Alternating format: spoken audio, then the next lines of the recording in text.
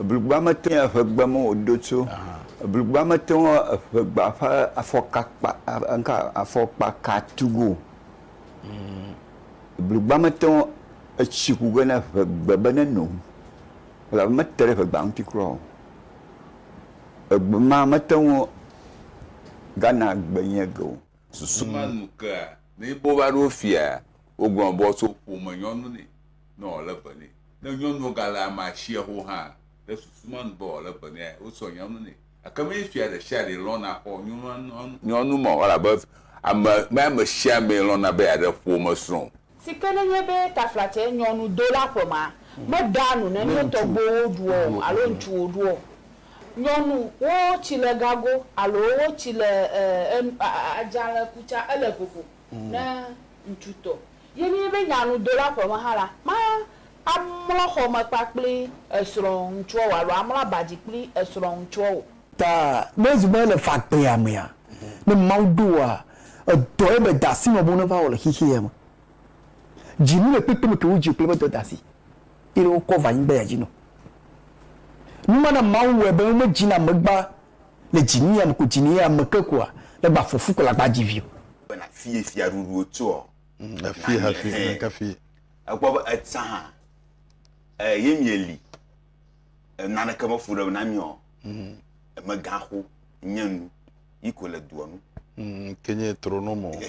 Mada wiza na mesia matefesia tefe kenela nusia nuika womnela iye gade azobe mia wodeka de mia ponu pomo yi ke mivu de online ke wogbo na be online TV ke magbogbo dongo bobe miele test transmission wo miele mia pomo donpo akpobe enu yokata won miela eleji jem alo meleji jem wododa si wonyebe nusia nuika womnela tefe ya lekeke wola na ngro message na dodami alebe o comment de sia de kene dodogara ye waga be poga de jisi be mi afa camera o zamila ele good alo mala good ye na maka mi afa sound alo gbegbo bleke brobil emako alo mako modada de sia de kene quality wodada si wo nyebe na domido madako manya bro na o mato togbi akosu adenlia malagbo no ga fifia wadas de minute alo minute bla vehicle ngona mi egba bigegegere efanyi gba oji ye maglobo wona blibwa mokpo jegobo na nyebu jegoma ni nusrogo chu ebedu ti susu katai eva wonya moyi koko susu da ufata boko nwi va le engede uma nichina megbe ne yide dopo yu katala du koma pobe eva wonya moyi kale dopo ganganga wono fona mi gere efanyi gba ji ya nyapo nu won brani nu kawe gbo enu yu kata chuchumu medako manya bro na bene kwedem be ya gble ye pe bande ya play ye pe bande ano mi akpom le gafufu ya me na nye bene le wona yo pom aja gbagba be na ashie alebe amade ikele tefo bubua e ya hana dogbo ne nyokata mi strong no blodo ngogbe enu ike mi atogbu chohe diejesi eva wo chugo mejeje enye mi akpo nko na nye bene se eva wo po nko tepesia tepe ikenela nko de sia de fie ameike amanye le porome no yo amare be kuke le benyigbajia akrobe amaji kujiku jila wonye eji vigbanto oku eji evele oku amame yiva eple do ye amaha mo won bubore ko ke oji vi etonia ocho na jide fo nko ne de vi ma be kuke plus sube akuyo katan le ye vi wuma akuo enu ta wo gbe akuo anu ke yenye nko ikemi no sesembe kuke mesi nkwaro be agbodemegbe nko ye otobia ye miyo na be ahanu nko ala be nye nko ike uyo na ufu ne de na ahanu fo yemenya nko ike ne to leblema hwia nyato gru to nkwaro abe abadiga enye nko ike ucho yikemia blobe ahama nko ewunye yemejibe vinye ne ba de sorore fo meyemo alo nyemejibe vinye ne jivide fume mo ala bo fume ma moto wa do hienya fume ma do hi dole la de le fume mama vo avinye mesegbe na mo yo ba jivide te fama ta ne be medibe masia hama de fume mo mon kocho gene vinye be avadige ala be vinye fa va ye ba dige la pe mama ye va zu enya o ke enumele egba le evenyigbadia bokɔwo le gɔmedzedze hafi amedzro subɔsubɔ yi ke yɔmi be Christianity nava evenyigbadia alo Ghana alo ameyibɔnyigbadzia miatɔgbuwo ɖo ƒe le wo si le Mawu gbɔ wodze si Mawu nu yiwo nye ye wonya nyuie be bokɔwoawo nye ame yiwo ke kadodo nyui aɖe le wo kple Mawu dome de susu ma ta bokɔwo ƒe viwoa yevuwo gblɔna be wole special ye ta wotsɔ ŋkɔ tɔxɛ aɖe na woƒe viwo ŋkɔ ma ƒe ɖewoe nye Amuzu, Akakpo, Afagbedzi, Afazasu, Afawubo, Afadziwu kple tɔwo. Ŋkɔ yiwo ne se ŋkɔ yiwoa ele be nanya nyuie be ame ma bokɔ ƒe vie wònye. Ye woƒe nyɔnuwo hã woyɔ ɖewo be nuka afatɔwo ye wo ɖewo nye be Afadina kple toto ŋkɔ yiwoa ne si ko ale be nanya nyuie be ame ma bokɔ vie wònye. Míesie ŋkɔ aɖewo abe Logosu. Ŋkɔ mawoa míeyɔ be vudu siwo ame yiwo nye vudu siwoa woƒe viwoa ye wonana ŋkɔ mawo tɔgbiwo ke ade dzesiwo be ne se ŋkɔ ma ko nanya be vudu sia aɖe ƒe vi nye ame ma. Le kpɔɖeŋu me Sodzi ŋkɔ mawo nye vudu si ƒe ŋkɔ. Alɔwu de ye nemake nye Dafliso, Miheso, Sosu. Ese ŋkɔ be Sosu kpɔ ne se Sosua ele be nanya nyuie be vudu si ƒe vie wònye. Míese ŋkɔ geɖewo le kpɔɖeŋu me ne yi ɖe ʋenyigbadzia na se ŋkɔ aɖe ko be Tsikata. Tsikata míyɔ ŋkɔ ma be ŋkɔdzro alo hlɔ̃ŋkɔ. Egbea eva zu abe wole ŋkɔ mawo yɔm le ahanuƒewo taa. Wova le ŋkɔ ma yɔm be ahanuŋkɔwo. Vɔ ne se ŋkɔ ke woyɔ be Tsikata koa ele be nanya nyuie be hlɔ̃ŋkɔe wònye loo alo ŋkɔ ma míetɔgbi woyɔna be ŋkɔdzro. Míetɔgbiwo ƒe dzixɔse nye be hafi woadzi amegbetɔ ɖe sia ɖea ama ƒe ta ye dona gbã. Ye ta le blema kɔnuwo ma nenye be ama woyina ama ɖe dzi ge ye ɖevi ma ƒe afɔ ye wodzi gbã. Togoawo woyɔna ɖevi ma be Agɔsu. Le míɔ eveawo alo Volta Regiona míyɔ ɖevi ma be Xe alo Xegbedzi kple tɔtɔwo. Ŋkɔ yiwo ne se wa ele be nanya nyuie be ɖevi ma yiwo yina dzi gea eƒe afɔ ye wotsɔ hedzi gbã. Míatɔgbiwo ƒe dzixɔse nye be nenye be woyina ama ɖe dzi ge ale be ama nadze ŋgɔ. Nadze ŋe hafi woadzi alo natrɔ axadzi hafi woadzi. Ta nenye be ɖevia medzɔ nenema o ye wòzu be ɖevia ebu ŋkume anyi alo tsyɔ mo anyi hafi wodzia woyɔ ɖevi ma nenye ŋutsua woyɔ be Lumo. Nenye be wònye nyɔnua woyɔ be Lumosi. Nye menya ŋkɔ kae ne tɔ. Ŋkɔ ɖe sia ɖe ke ne tɔa dzagbagba be nawɔ eŋtidɔ nye kplo miadogo egbea. Medi be maxɔ dometsotso 3 minutes nenye be megbɔ va bi le dzi yi ge. Gbɔgbɔna. Eƒegbe me wòdo tso eblugba mete ŋu eƒegba ƒe afɔkpaka tugo. Eblugba mete ŋu etsi ku ge na eƒegbe be neno. Elabe mete ɖe eƒegba ŋuti kura o. Egbe ma mete ŋu Ghana gbe nye ge o. Susuma nu kea ne bo va ɖo fia wogblɔ bɔ so ƒome nyɔnu ne ne wòle be ne. Ne nyɔnuwo gale amasia ho hã ɖe susuma nu be wòle be ne wosɔ nyɔnu ne. Akeme fia ɖe sia ɖe lɔna xɔ nyɔnu ma elabe ame sia ame lɔna be yeaɖe ƒome srɔ̃. Si ke nenye be taflatse nyɔnu do la ƒema meda nu ne míetɔgbiwo ɖuɔ alo ŋutsuwo ɖuɔ. Nyɔnu wo tsi le gago alo wo tsi le adzale kutsa ele vovo ne ŋutsutɔ. Ye nye be nyanu do la ƒeme hã la ma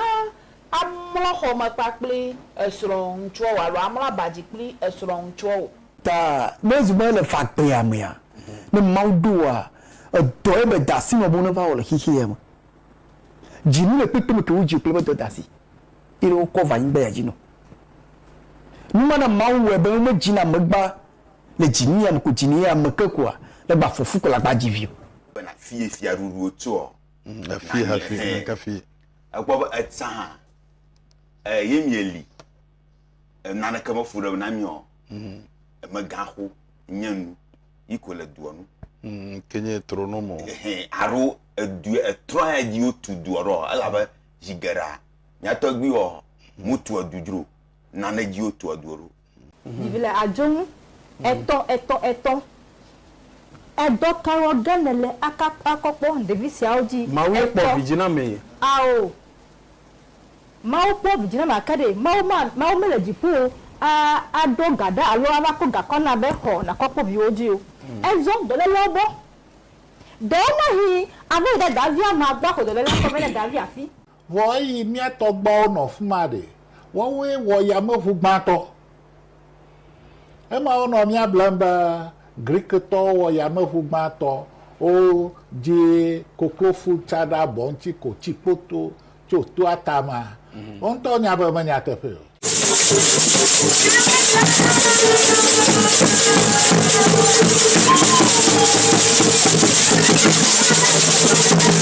Ya fagbamo. Bada ko manya problem ye ga dogu. Abale ke mo dungo gblena eya online TV onye ikemie le donpo akpovu dada yo leme. Wo ha wo doda si wo nye be na kpere mi ti le ga fufu siame. Alebe vodada yo kata kpom nele enu yo kata olebe mi wo mi mele wo muwa na kpere mi ti le ga fufu yame. Bada ko manya bro na mo dungo globe nyenkwenye togbi akoso adenia. Mele gbo fifia hele gbo vada se ne wo na ya ko nu. Mi enu po gacho mi akwe gli toto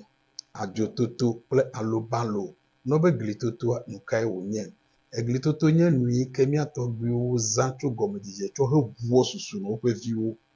ke ye vuo vai ke ukosuku alo education ver eglitoto ma ye wo le wo fo susu no over le wo abanu kemi yo na be mental ye ajototo alobalo ike dami no yo over wa be detection ike wo mi lele suku cho gomedije Bobene mi yide skuchu gomejia ndikanya ko be mental ne wo mental wa ne do mudo kuchima ko be no ka detection anu mo kata mi we beto gbonya no mo kata anya nu iko wo to ha vuo de vie fo susu ma anaba ma fo susu na no sharp alo fo susu na no dowom kaba kaba beto gbonya no mo susu mata eglitoto a wo nye bo eleku idogawo eyivuye magbo pretoto de vie wo lienu ma de tama alebo achi susuma na okwo susuma na ko mie blo na zigede be alobalo dada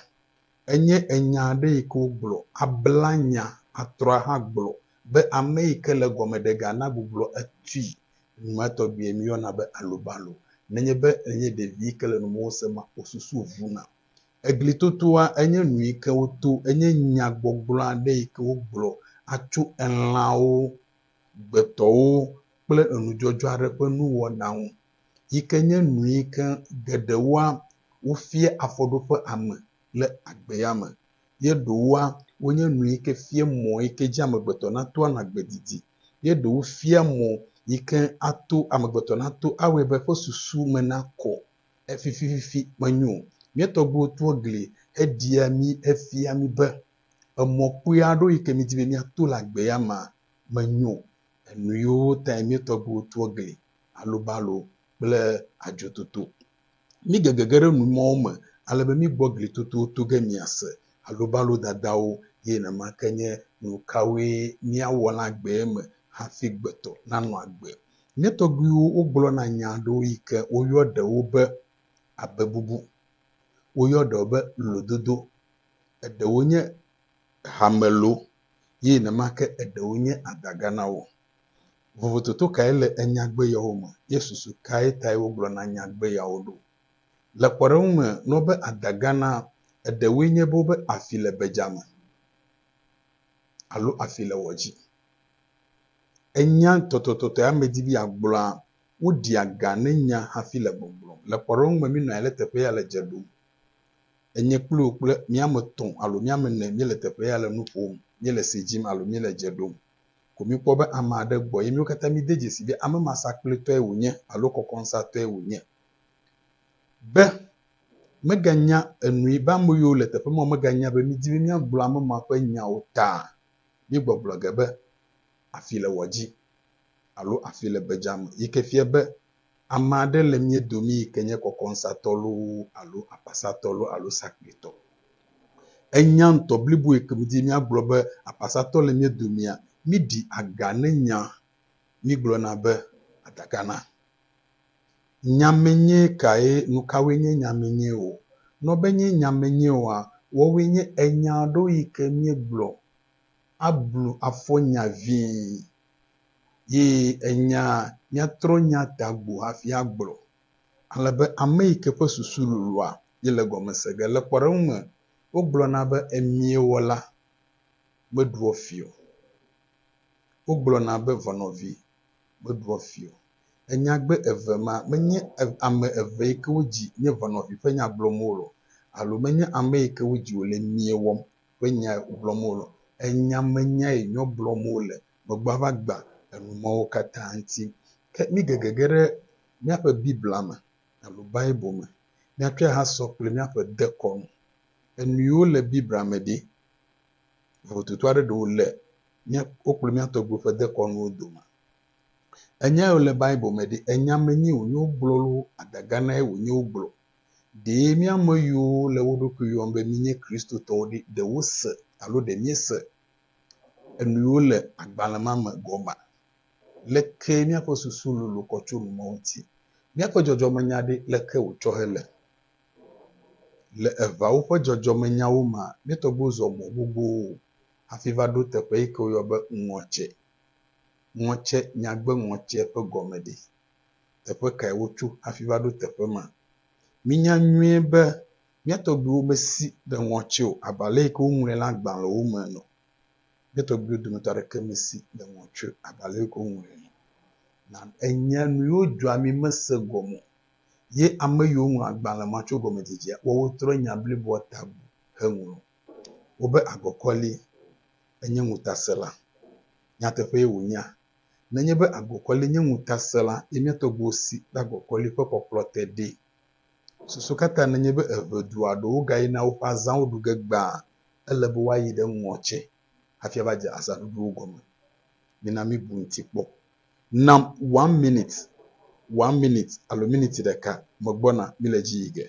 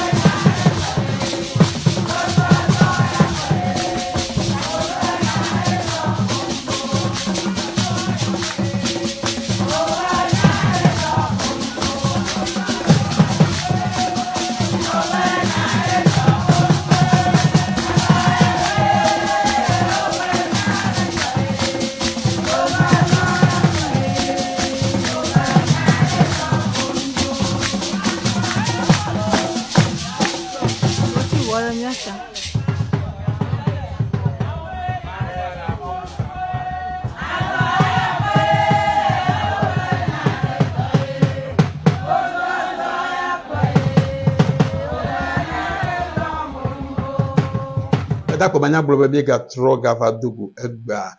amaro ƒe babia yi ke le teƒe ya nenye be babia aɖe le fu ɖem ne wo hã ne di babia tsaƒe to Facebook alo nakpe to 0503 447550 0503 447550 medzagbagba be natsɔ wo babiawo to teƒe ma babia yi ke le teƒe ya ama le babia be nyi tsɔ nenɔ nu ƒom tso nkɔtsɔtsɔ ŋuti vɔ ne yɔ ŋutsuwo ƒe ŋkɔ ye me yɔ nyɔnuwo ƒe tɔ le ɖoɖowo nu enu yi ke wɔ ge me gbɔna nye be mele ŋkɔmawo katã ŋlɔ ge alebe makɔe ne nye engineer alebe nenye be medze wo yɔyɔ gɔme kɔa wòaɖoe ɖa le screen dzi ne miaŋlɔ kɔ da ɖi alebe miafie mie viwo menya nyuie be le ʋenyigba dzia ne wodzi ŋutsu gbãtɔ woyɔ be fui alo efui ŋutsu evelia mi yɔ be tsatsu ŋutsu tɔlia mi yɔ be tsiɖi ŋutsu enelia ye mi yɔ le ʋenyigba dzi be akɔli atɔlia ye mi yɔ be dɛ adelia ye mi yɔ be nuka lotsu adrelia nye letsu ne mi tso le letsu dzia mi yi ɖe dra ye dra dzia mi yi ɖe akɔlɔa mi va akɔlɔtse yoma ye mi va etsi alo tsi dedema ye ŋutsuwo ƒe ŋkɔtsɔtsɔ le ɖoɖonu nɔ ke mi va nyɔnuwo ƒe akpa dzia nyɔnu alo first female nia childa mi yɔ be eʋui ye evelia mi yɔ be egbo etɔ̃lia tolo enelia sa alo esa atɔ̃lia mi yɔ be kuya le eʋawo ƒe ŋkɔtsɔtsɔ me ye adelia mi yɔ be afala adrelia ye mi yɔ be ʋala enyilia nye ʋalawa ne mi tso teƒe ma ye mi yi ɖe gbato eʋawo ƒe ŋkɔtsɔtsɔ le ɖoɖonu enye emawo ke eʋawo ƒe dzixɔse hã nye be nenye be wodzi ame aɖe ye wòzu be etɔa ku alo ame aɖe ku le ƒome ma me hafi funɔ aɖe dzi via woyɔna ɖevi yi ke dzi ge woala le ekunu ma wɔwɔ me alo yi ke ƒomeawo le yɔxɔme be yɔxɔme ye nye ŋkɔ yi ke wotsɔna ne ɖevi ma ke nenye ŋutsua ye mi yɔ be ameteƒe elabe wobu be ɖewohĩ ame yi ke dzua eƒe teƒe ɖoɖo la alo teƒe nɔla ye nye ŋkɔ mawo tɔgbi ye ŋkɔ aɖewo yi ke mietsɔna yi ke magblɔ kpoe ko be ame aɖewo mesie gɔme yi ke nye dzikudziku ŋkɔwo kple ŋkɔdzro ma wo dometɔ aɖewo nye ahlidza akpabli akafia akpelasi agbodza agboado ne se ŋkɔ yiwoa eɖewo nye bedzra alo bedzo akuaku kple nuka anagla te ŋkɔ yiwo katã nye ŋkɔdzro yi ke ɖewo va trɔ zu ŋkɔwo ke magblɔ be míaƒe ŋkɔ vovovowoa ɖe sia ɖe kple ale yi ke wohe dzɔe le kpɔɖeŋu me ame aɖe li fifi lae ame yi ɖe ŋusẽ nane wɔ ge ne dukɔ alo eyi ɖe dukɔ taʋli ge ye ŋutsu ma ke yi ɖe dukɔ ma taʋli gea eva yi ku efu le esrɔ̃ si hafi ŋutsu ma va wɔ nuka eva ku ke nenye be wòyi aʋa ma ye metrɔ gbɔ alo yi ɖe kalẽnu ma ƒe gbɔa nenye be esrɔ̃ dzi via evie ma wotsɔ ŋkɔ ne be kalẽdzi elabe efuɔ yi ke dzi alo tɔ yi dzia eyi kalẽ nane wɔ ge hafi va wɔ nuka va ku bedie ma se egbetɔ ɖe teƒe ya ne Yehowa Mawu lɔ̃a mi gale gudu ge eme ne nyɔ na ame sia ame bye eʋegbe me wòdo tso eblugba mete ŋu eʋegba ƒe afɔkpa katugo eblugba mete ŋu etsi ku ge na eʋegbe be ne no elabe mete ɖe eʋegba ŋuti kura o egbe ma mete ŋu Ghana gbe nye ge o susuma nu ke ne bo va ɖo fia wogblɔ